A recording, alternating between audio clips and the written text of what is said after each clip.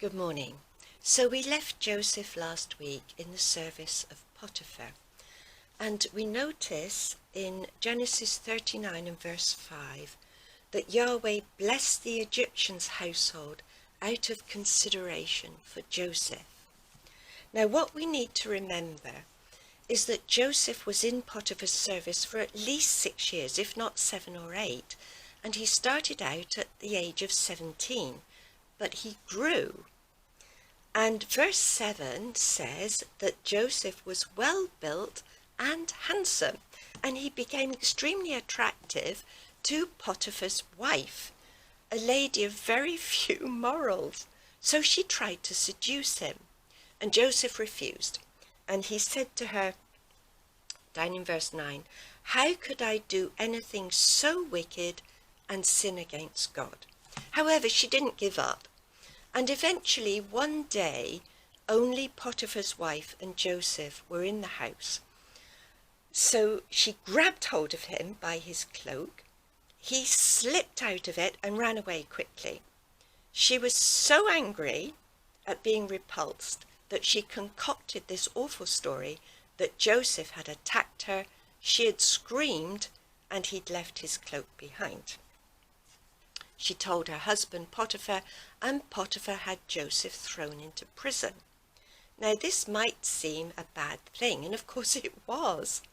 However, the prison that Joseph was put in was not one of the ordinary awful prisons I expect existed in Egypt.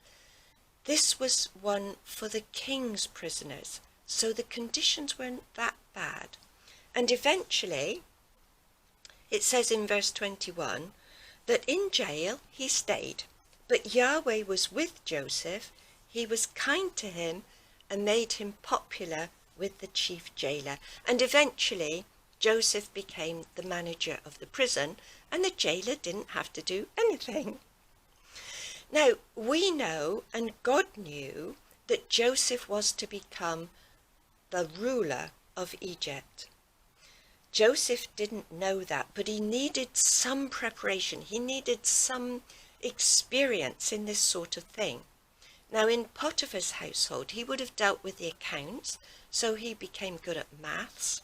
He dealt with people, with their ups and downs, their goodness and their badness. And now here he is in prison, a different situation that he had to manage.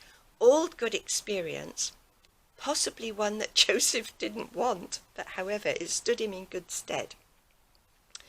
Eventually, a couple of prisoners come in. One is the chief cupbearer and one the chief baker.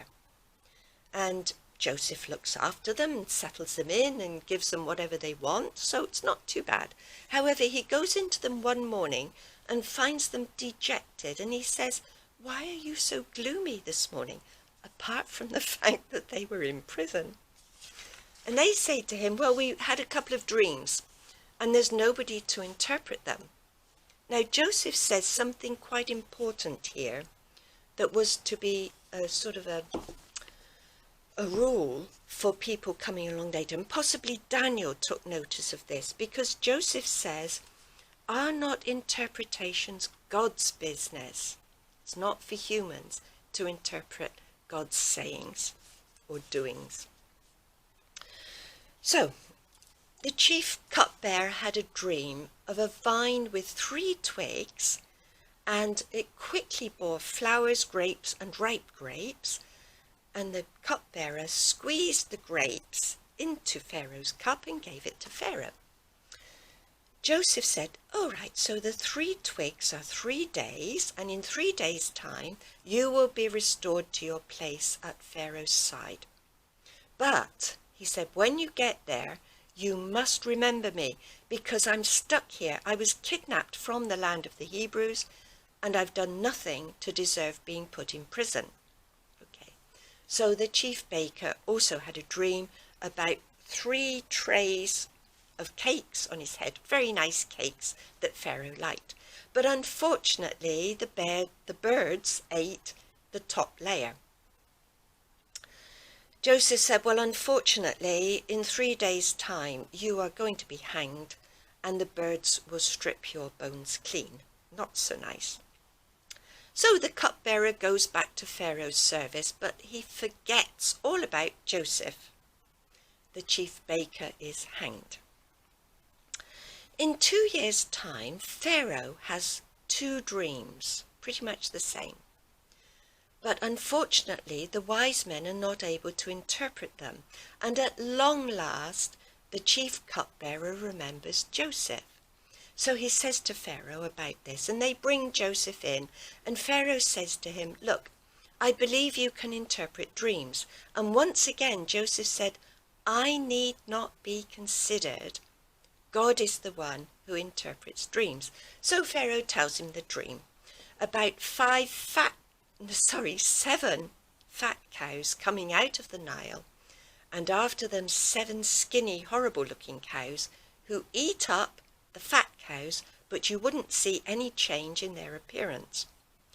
Pharaoh had a second dream, 7 fat ears of corn being eaten by 7 skinny, horrible ears of corn, and no change. Joseph says to Pharaoh, the dream is but one. There are going to be 7 years of plenty and then 7 years of famine. And he says something interesting to Pharaoh. The reason why the dream came to Pharaoh twice is because the event is already determined by God, and God is impatient to bring it about. So he says to Pharaoh, look, you've got to choose somebody who's capable, intelligent, who will gather the grain in the years of plenty and will store it for the years of famine. And Pharaoh, knowing by this time who Joseph was, says to him, well, you are the best one.